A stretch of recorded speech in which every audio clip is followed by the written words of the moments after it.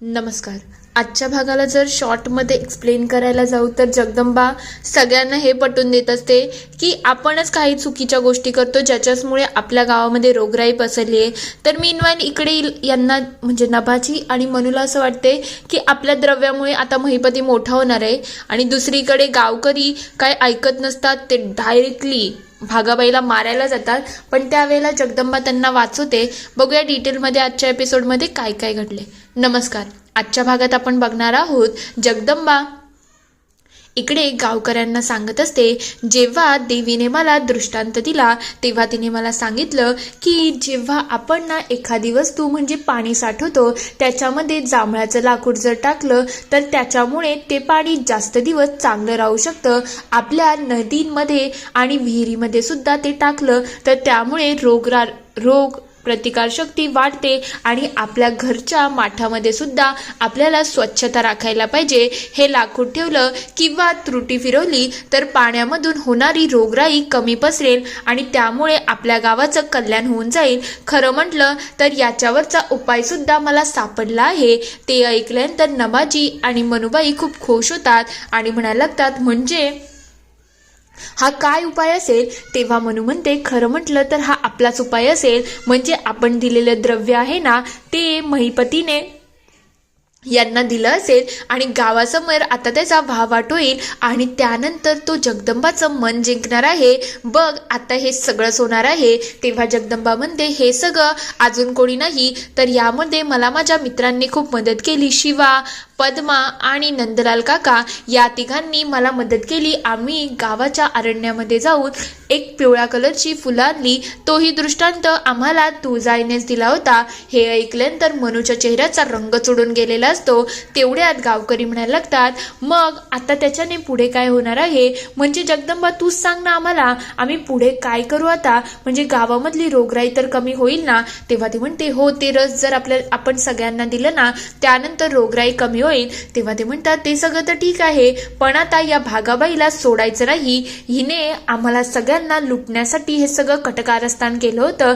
जसं तू आम्हाला समजवलं तसंच जर हिने आम्हाला समजवलं असतं तर एवढ्या सगळ्या गोष्टी घडल्याच नसत्या. म्हणून यावेळेला हिला काय आम्ही सोडत नसतो. तेवढ्यात भागाबाई सोन्याची सगळ्या वस्तू तिथे टाकून पळ काढत असते. तिच्या मागोमाग गावकरी लागतात पण जगदंबा सगळ्यांना अडवते आणि म्हणते, थांबा जरा, तुम्ही जे करताय ते अयोग्य आहे. यावेळेला खरं म्हटलं या सगळ्यामध्ये तुमचा सुद्धा सगळ्यात मोठा दोष आहे.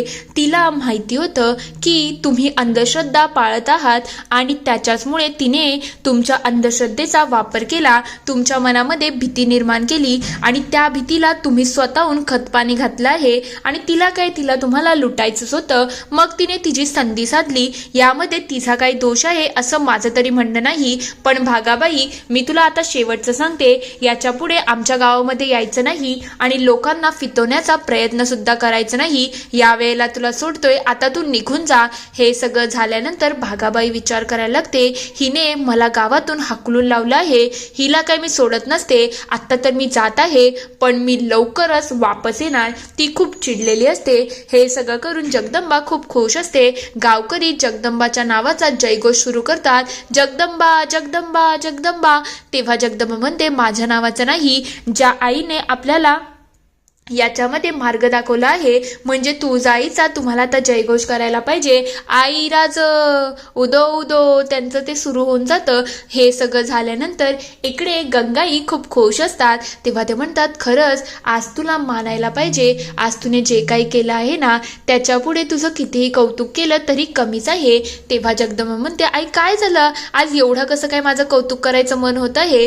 तेव्हा ती म्हणते, हे बघ, मी तुला सांगितलं होतं डायरेक्टली तू भागाबाईला अडवू शकत नाही पण तू प्रत्यक्षरित्या न येता तुने अडून सगळं काही चांगलं केलं.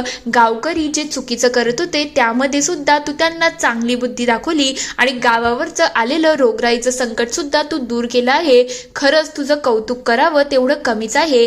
तेव्हा जगदंबा म्हणते, आई हे सगळं मी तुझ्याकडूनच शिकले आहे. तेव्हा गंगाई म्हणते, काय बोलते, मी तर एक साधारण बाई आहे, माझ्याकडून तू हे सगळं कसं काय शिकू शकते? तेव्हा ती म्हणते, आई तुला आठवण आहे का, तू जसं प्रत्येक संकटामध्ये खंबीरपणे माझ्या पाठीशी उभी राहिलेली आहेस ना. आता मला लहानपणीचा एवढा आठवत नाही, पण मला माहिती आहे तुने प्रत्येक गोष्टीमध्ये माझी साथ दिली आहे. जेव्हा तिच्यावरती संकट आलं होतं मुलीला निवडण्याचं, तेव्हा गंगाई कशी स्थिर होती. त्यानंतर अजून काही संकट आली होती, जेव्हा गंगाईला दगड म्हणून केलं होतं. या सगळ्या गोष्टी त्यांना आठवण येतात. तेव्हा जगदंबा म्हणते, जसं तू माझ्या पाठीशी खंबीरपणे उभी राहतेस ना आणि माझी नेहमी तुने पाठराखण केली आहे, तसंच आई आहे आणि तुझ्याकडूनच तर हे सगळं शिकण्यासारखं आहे. तूच खरं म्हणजे माझी सगळ्यात मोठी हिरो आहे. तेव्हा गंगाई खूप खुश होऊन जातात. तेवढ्यात तिथे जनक बाबा येतात आणि म्हणतात, काय झालं ग, अचानक तुझ्या डोळ्यामध्ये पाणी कसं आलं.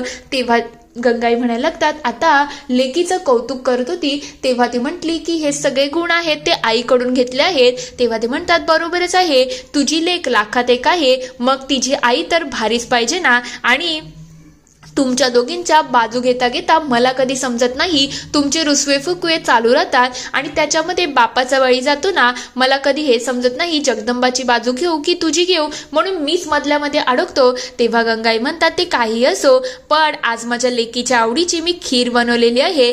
तेव्हा जनक बाबा म्हणतात, म्हणजे आता मला काही जेवण मिळत नाही, मी तर उपाशीच बरा. तेव्हा जगदंबा म्हणते, नाही नाही बाबा, तुम्हाला पहिला घास देणार आहे, पण फक्त थोडंच मिळेल हे आठवण ठेवा. सगळे हसत बोलत जेवायला लागतात. तेव्हा गंगाई खूप खुश झालेली असते की माझी जगदंबा किती छान आहे ना, ती सगळ्या गोष्टी किती छान प्रकारे हँडल करते. तर दुसरीकडे महिपती खूप चिडलेला असतो. तेव्हा तो एक एक करून सगळ्या गोष्टी उद्ध्वस्त करतो. पहिले तिथले पाट, त्यानंतर फुलं, नंतर तो मान, बाकी सगळ्या गोष्टी तो पाडतोच. तेवढ्यात तो तिथला मंडप सुद्धा पाडतो. ते बघता मनुबाई म्हणते, काय हो, आता तुमचाच विजय झाला ना, म्हणजे जगदंबाच्या मनामध्ये तुमचा जय जयकार झाला असेल, तुम्ही ते द्रव्य दिलं म्हणून. तेव्हा तो तिलाच आगेवरती धरतो आणि म्हणायला लागतं, काय ग, तुझे जे तोंड चालतं ना त्यानुसार तुझं काम सुद्धा चालायला पाहिजे. खरं वाटलं तर मी जेव्हा ते द्रव्य घेऊन गेलो ना, त्याच्याच पहिले जगदंबा आणि तिच्या मित्रांनी सगळं शोधून काढलं होतं आणि त्याच्याचमुळे माझा तिथे पुरा पचका झाला आहे. म्हणजे मी सगळं करून सुद्धा बर्बाद झालो. हे सगळं तुमच्याचमुळे झालं आहे. तुम्हाला खरंच अक्कल नाही का, कधी काय कटकारस्थान करायचं आहे. तेव्हा ती म्हणते, पण आता भागाबाई तर गेली ना, हे तर तुमच्यासाठी चांगलं आहे, पण मला सोडा ना, असुर नरेश, असं माझ्यावरती हे करू नका. तेव्हा मनू म्हणायला लागते, अहो ऐका ना असुर नरेश, असं माझ्यावरती ह्या गोष्टी करणं चुकीचं आहे. नेमकं घडलं काय आहे ते तरी सांगा. तेव्हा तो सांगायला लागतो, या सगळ्यामध्ये माझा काहीच फायदा झाला नाही. त्यांनी ऑलरेडी फुलं आणली होती आणि तिथे जो घाणा चाललेला होता ना, तेव्हा माझ्या शक्तीने तो घाणा चालत सुद्धा नव्हता. पण जेव्हा त्या शिवाने तो घाणा चालवला तेव्हा तो घाणा एकदम व्यवस्थित चालला आणि त्याने माझी तिथे चिखलामध्ये पाडून माझी पुरी नाचक्की केली. सगळ्या बाजूने मी पुरेपूर हारत चाललो होतो. मला तर या शिवावरती पुरेपूर संशय येत चालला आहे. मी मध्ये त्याच्या मागे असुर सुद्धा पाठवले, पण ते असुर बेशुद्ध झाले. खरं म्हणजे हा शिवा आहे तरी कोण हेच समजत नाही आहे. तेव्हा नबाजी म्हणतो, हा, ही गोष्ट खरी आहे, शिवाच्या बाबतीत तर सगळ्यांना कन्फ्युजन झाले आहे. तेव्हा महिपती म्हणायला लागतो, या शिवाचं सत्य आहे ना ते लवकर काढायला लागेल, नाहीतर आपल्या गोष्टी खराब होऊ शकतात. तेवढ्यात मनू म्हणायला लागते, मला त्या आगीत जाळण्यापेक्षा त्या शिवाला जाळलं असतं तर जास्त चांगलं झालं नसतं का. तेव्हा नभाजी खूप खुश झालेला असतो. तेव्हा महिपती म्हणते, काय म्हटला तू, एकदा पुन्हा बोल ग, काय म्हणाली. तेव्हा ती म्हणते, जे मी म्हणाली तेच ते सरळ होतं ना, की तुम्हाला शिवाला जाळायला पाहिजे होतं. तेव्हा तो म्हणतो, अच्छा, हे तू जे बोलली आहेस ना ते खरंच खूप योग्य आहे. आता माझ्या मनामध्ये एक षडयंत्र आला आहे आणि यावेळेला तो शिवा या षडयंत्रामधून बिलकुल वाचू शकत नाही. त्याची जर राख रांगोळी जोपर्यंत मी करत नाही ना, तोपर्यंत आता काय मी शांत बसत नसतो. दुसरीकडे जगदंबा पूजा करत असते. तेव्हा ती म्हणते, देवी आई, तुने खरंच गावावर तर आलेलं हे सगळं संकट दूर नेलं. खरंच याच्यासाठी तुझे खूप आभार आहेत. पण या सगळ्या संकटामध्ये माझी पाठराखण करण्यासाठी महादेव सुद्धा होते.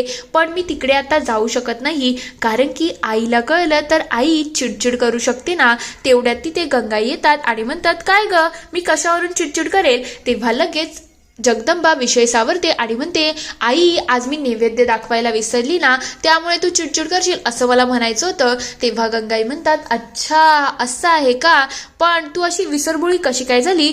चल आपण देवळात जाऊया, देवळामध्ये मी देवीला नैवेद्य दाखवायला चालली आहे. तेव्हा जगदंबा म्हणते नको आई, तू जाऊन ये ना. तेव्हा ते म्हणतात काय झालं, तिथे नैवेद्य दाखव किंवा इथे दाखव, दोन्हीकडे देवी सेमच असतात. तेव्हा ती म्हणते आई ठीक आहे ग, पण मला घरच्या देवीला नैवेद्य दाखवायचा आहे, तू जा ना, तू मंदिरात जा, मी घरीच थांबते. तेव्हा गंगाई विचार करायला लागतात, नेमकं हे प्रकरण काय आहे, ही मला असं पाठवते, हिच्या मनामध्ये काही चाललं तर नसेल ना. पण जाऊ दे, मी सतत या मुलीवरती संशय घेत आहे. जेव्हापासून ते बाबा बोलले आहेत ना, तेव्हापासून मी मुलीवरती जरा जास्तच संशय घेते. आता मला संशय घ्यायची गरज नाही. जगदंबा खूप खुश असते की गंगाई घराबाहेर गेलेले आहेत. तर दुसरीकडे जनक बाबा इकडे घाणा साफ करत असतात. तेव्हा गंगाई येते आणि म्हणते काय झालं, सगळं व्यवस्थित ना? तेव्हा ते म्हणतात हो सगळं व्यवस्थित आहे. आता काल फुलांचा रस काढला ना, मग तेल काढायचं असेल तर घाणा तर साफ करायला लागेल ना.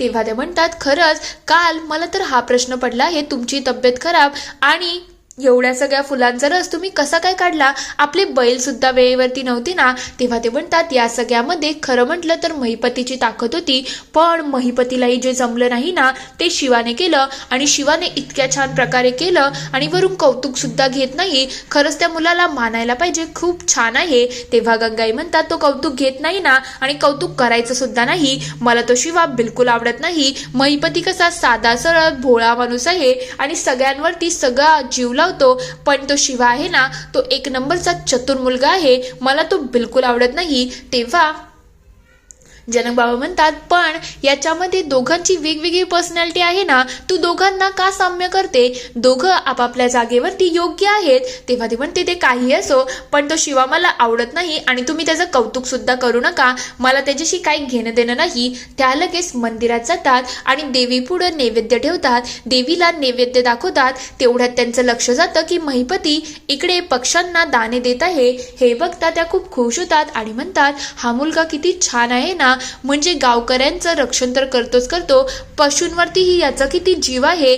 तेवढ्यात महिपती त्यांच्या जवळ येतो आणि म्हणतो काय झालं काकू, नैवेद्य दाखवायला आले होते का, थांबा जरा, मी सुद्धा तुमच्यासाठी प्रसाद घेऊन येतो. तेव्हा तो म्हणतो हा प्रसाद मी आपल्या गावकऱ्यांसाठी बनवला आहे.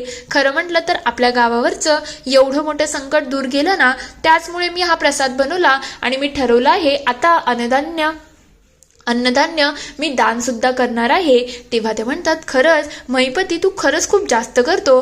तेव्हा तो म्हणतो अजून काही नाही, हे सगळं सुद्धा मीच केलं आहे. तेवढ्यात त्यांचं लक्ष जातं की तू रांगोळी सुद्धा काढतो. तेव्हा तो म्हणतो हो मला रांगोळी सुद्धा येते आणि स्वयंपाकाची सुद्धा आवड आहे. तेव्हा गंगाई म्हणतात खरंच तुझ्या हाताला खूप चव आहे आणि ही रांगोळी सुद्धा खूप सुरेख आहे. तेवढ्यात ते म्हणतात हा घे आमच्या घरचा प्रसाद. तो लगेच प्रसाद घेतो आणि खूप खुश होऊन जातो. तर दुसरीकडे इकडे जगदंबा गावाच्या बाहेर निघत असते. तेवढ्यात गंगाई तिच्या मागे येते आणि विचार करायला लागते, ही तर मला म्हणाली की घराच्या बाहेर जात नाही, मग आत्ता कुठे चालली आहे, अशीच काही न सांगता अशी घराबाहेर ही का फिरत असते. मला आता याचा शोध काढणं गरजेचं आहे, कारण की काहीतरी नक्कीच गडबड आहे. इथे हा एपिसोड संपतो. पुढील भागात आपण बघणार आहोत इकडे जगदंबा तिच्या मार्गाला चाललेली असते. तेवढ्यात गंगाई सुद्धा तिचा पाठलाग करते. जगदंबाला संशय येतो म्हणून जगदंबा मागे वळून बघते. तेवढ्यात जगदंबाला बघून गंगाई लपून जाते. दुसरीकडे मनुबाई इकडे शिवाकडे जाते आणि म्हणायला लागते अरे नबाजीला काय झालं, चल बाळा, खरंच खूप मोठा प्रॉब्लेम झाला आहे. शिवा लगेच झोपडीच्या जवळ येतो. मनुबाई लगेच त्याला आत पाठवतात. तेवढ्यात शिवा आत येतो आणि नबाजीकडे कामाला लागतो. तेवढ्यात इथे महिपती येतो आणि आगीचे 2 गोळे त्या पूर्णपणे झोपडीवरती टाकतो. तेव्हा तो म्हणतो आता नबाजी त्याचं काम करेल आणि शिवाची राख रांगोळी होईल. इथे हा एपिसोड संपतो. आता खरंच शिवाला या लोकांनी अडकवलं तर आहे, पण शिवा या सगळ्यातून